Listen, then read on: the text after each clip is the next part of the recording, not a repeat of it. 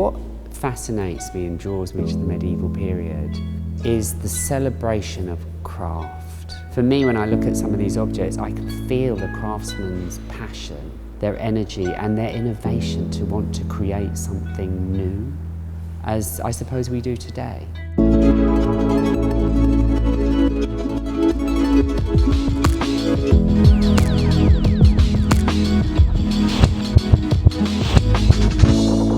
We really want people to come to the V&A and understand that the period was one of colour and light and luxury and intellectual creativity. When we reopened the medieval and Renaissance galleries in 2009, it gave us the opportunity to display objects from 300 to 1450, 1500 across 5 galleries. These are 7th century, so they're 1,300 years old, but the first thing that drew me to them was the shape and the silhouette, and this half crescent is so current of today's style and today's fashion. The technique that these were made is called opus interrazelle, which is a technique that I use too. I still use that technique today, and it's a form of playing with light and shadow. So it's piercing out negative spaces to create an image. And you have these 2 beautiful peacocks flanking by a well, images that were used in Christian context of that period. So these earrings actually resembled a meaning of long life in this life and the afterlife and protection from evil. They're not just a statement of fashion and wealth, they're a comfort and they're a belief.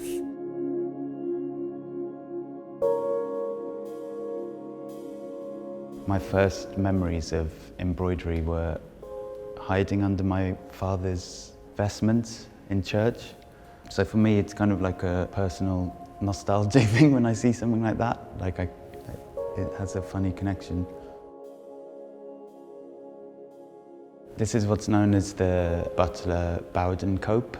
It was made in the 14th century by almost certainly English embroiderers, embroidering onto this amazing velvet that was probably made in Italy.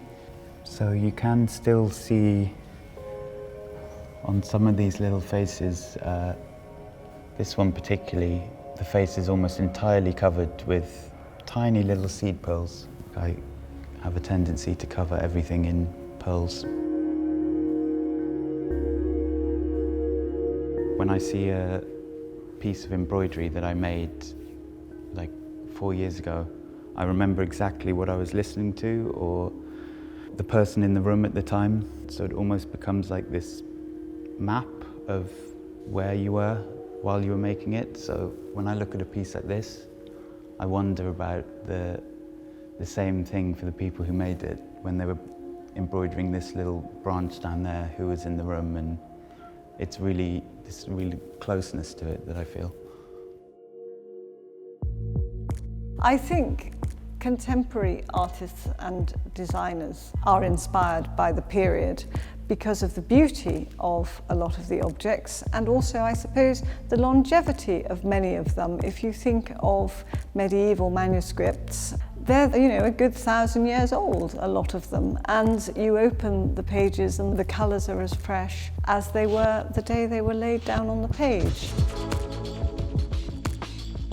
This manuscript is not by one craftsperson.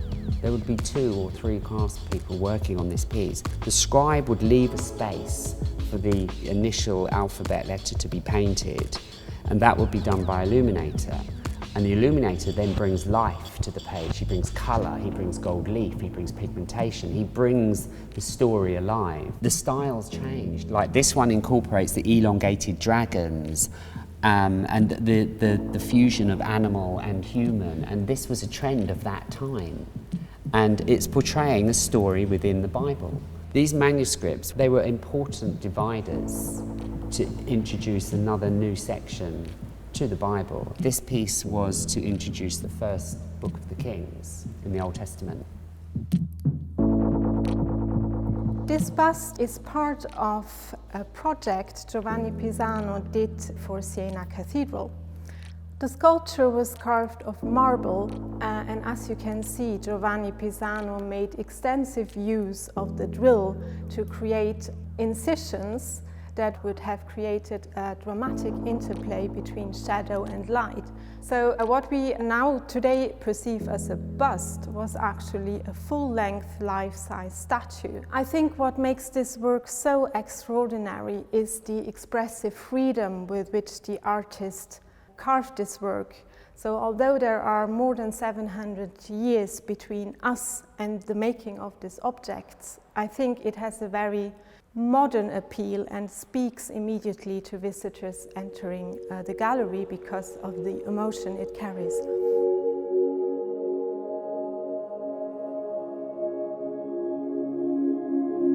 This is a crozier from the 14th century.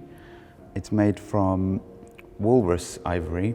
It's reckoned to be made in Norway. Wow, there's one detail I've just seen. It's this little tendril spiral. That to me is just like the artist is just showing off. There's like no need for that particular feature. It's just so delicate and beautiful.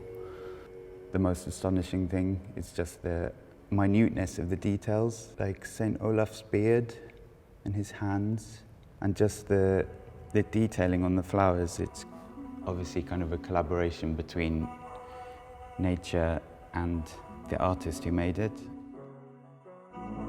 There is such a strength and such a fragility to nature. It can be so fine and delicate, but yet it can be so strong and so powerful. Some of the most beautiful elements of nature are fleeting moments, like insects that last for a day, or snow that lasts for an hour. For myself, there's some kind of urge to preserve. So when I see flowers and plants in nature, it's kind of this same instinct of like pickling things almost. I want to like embroider them and preserve them.